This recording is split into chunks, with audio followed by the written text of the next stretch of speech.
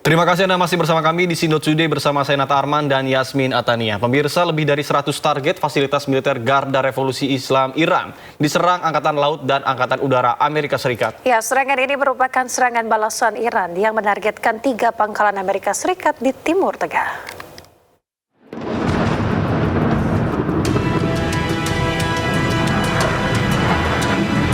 Lebih dari 100 target fasilitas militer Garda Revolusi Islam Iran diserang Angkatan Laut dan Angkatan Udara Amerika Serikat.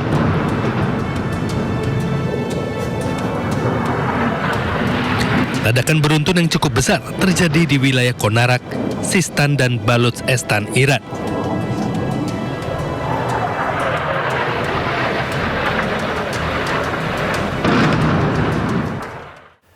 Pemirsa, Iran meluncurkan rudal ke pangkalan militer Amerika Serikat di Yordania dan Kuwait. Ya, serangan balasan tersebut diluncurkan usai Amerika Serikat Iran saling serang sejak hari Selasa.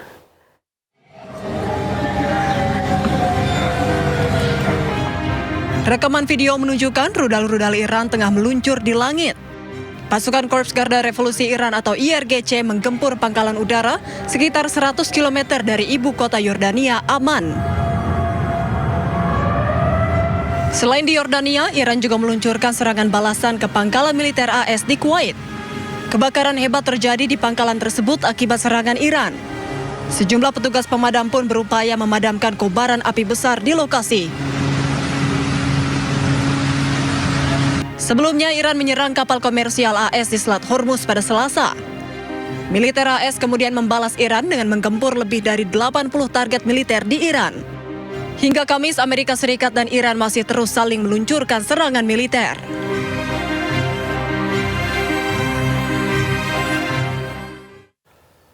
Pemirsa, Garda Revolusi Iran kembali melancarkan perang psikologi. Kali ini mereka mengeluarkan video berisi detik-detik saat menembakkan rudal ke pangkalan Amerika Serikat yang berada di kawasan Timur Tengah. Pemirsa, Korps Garda Revolusi Iran kembali merilis rekaman serangan. Kali ini mereka mengeluarkan video peluncuran rudal ke pangkalan Amerika Serikat yang berada di kawasan Timur Tengah. Serangan ini adalah balasan atas serangan Amerika Serikat ke beberapa lokasi di Iran. Dalam pernyataannya, Iran menegaskan pasukan Angkatan Laut dan Udara telah melakukan operasi gabungan. Mereka menyasar infrastruktur dan juga fasilitas penting milik Amerika Serikat yang berada di Kuwait dan juga Bahrain. Kuwait dan Bahrain mengatakan pertahanan udara mereka berhasil mencegah serangan Iran. Serangan Iran ini dikecam oleh beberapa negara termasuk Mesir dan Uni Emirat Arab.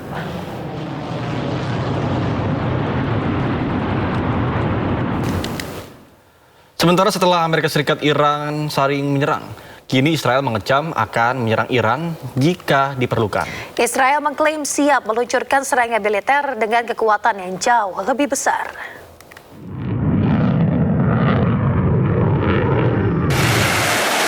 Menteri Pertahanan Israel Katz mengancam akan menyerang Iran lagi saat pertempuran kembali terjadi antara Iran dan Amerika Serikat. Dalam pidatonya pada seremoni militer, Katz menyebut Israel siap melanjutkan kembali operasi militer terhadap Iran jika diperlukan.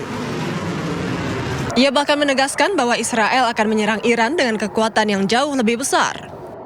צה"ל דרוך ומוכן לחידוש המערכה, להשגת עליונות אווירית מחודשת ולתקיפה כחול לבן באיראן, להסרת איומים גם בפעם השלישית. אם נצטרך נחזור ובעוצמה גדולה עוד יותר. Pada kesempatan yang sama, Perdana Menteri Israel Benjamin Netanyahu menyebut Iran telah melemah akibat 2 operasi militer yang sebelumnya diluncurkan Israel terhadap Iran.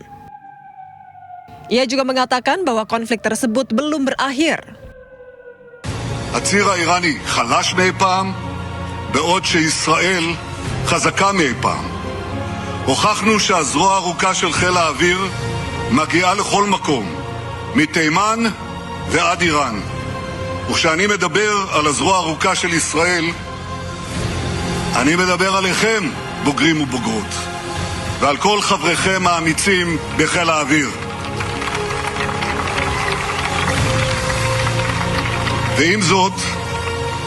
ועם זאת עליי לומר שהמלחמה טרם הסתיימה. Sebelumnya, AS dan Iran kembali saling serang setelah kedua negara menandatangani nota kesepahaman untuk mengakhiri konflik.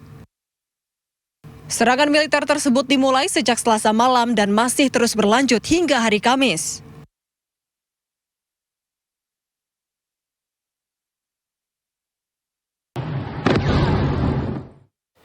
Pemirsa, Zionis Israel mengklaim telah menghancurkan sebuah gudang senjata milik pejuang Hizbullah di Lebanon Selatan.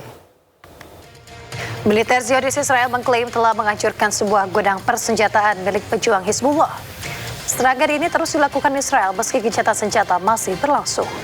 Penghancuran gudang persenjataan ini untuk menghilangkan ancaman pada pasukan Zionis Israel di Lebanon Selatan.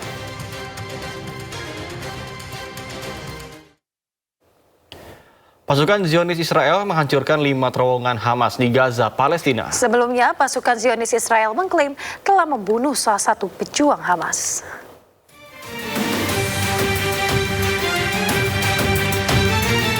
Pasukan Zionis Israel menghancurkan 5 terowongan Hamas di Gaza, Palestina. Terowongan Hamas membentang sepanjang 2 km di bagian jalur Gaza Utara. Operasi penghancuran tersebut dipimpin oleh pasukan Brigade Lapis Baja ke-14. Sebelumnya pasukan Zionis Israel juga mengklaim telah membunuh salah satu pejuang Hamas.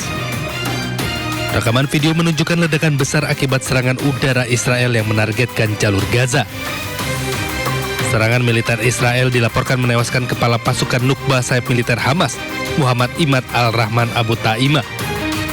IDF menyebut Muhammad Imad al-Rahman terlibat dalam serangan militer Hamas terhadap Israel di Gaza pada 7 Oktober 2023 lalu.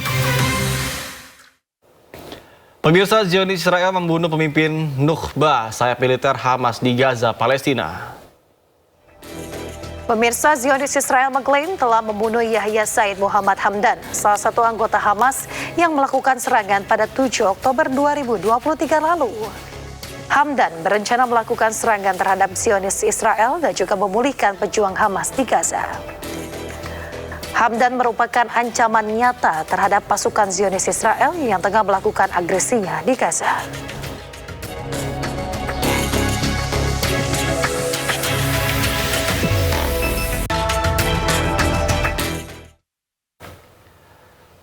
Pemirsa, Presiden Prabowo Subianto perintahkan kepala daerah TNI dan Polri untuk memeriksa dapur-dapur MBG dan juga melaporkan kepala BGN dan Presiden. Siapapun boleh melapor melalui media sosial jika ditemukan penyimpangan.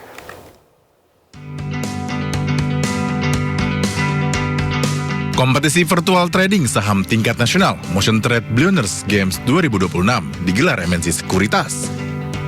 Diikuti lebih dari 600 peserta dari 94 institusi pendidikan. Grand Final Motion Trade Billionaires Games 2026 pun sukses diselenggarakan di Main Hall Bursa Efek Indonesia, Jakarta Selatan. Direktur Perdagangan dan Pengaturan Anggota Bursa PT Bursa Efek Indonesia, Irfan Susandi, yang turut menghadiri pada Grand Final Motion Trade Billionaires Games 2026 menyebut, kompetisi ini membantu meningkatkan literasi dan inklusi para investor muda, sehingga akan menciptakan para investor muda yang siap menghadapi fluktuasi di pasar modal Indonesia ke depannya. Kami di Bursa dan saya yakin di SRO dan OJK itu sangat mengapresiasi apa yang dilakukan oleh teman-teman MNC Sekuritas dan MNC Group untuk mengadakan kompetisi ini ya, MNC Billionaires Game. Karena ini akan memacu para investor kita, terutama investor muda ini untuk meningkatkan pemahaman, literasi, dan juga kemampuan inklusi mereka.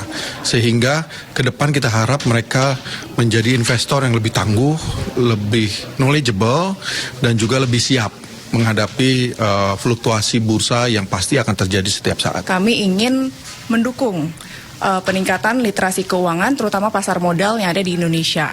Dan kami berharap melalui kegiatan seperti ini akan terlahir investor-investor pasar modal yang cerdas, bijak, dan juga bisa ikut memajukan pengembangan pasar modal Indonesia ke depannya. Para juara kompetisi virtual trading saham tingkat nasional ini adalah juara pertama diraih Universitas Negeri Padang. Juara kedua, Sekolah Tinggi Manajemen Pariwisata dan Logistik Lentera Mondial. Dan juara ketiga diraih Universitas Udayana Bali. Dari Jakarta, Riki Anwar di iNews melaporkan.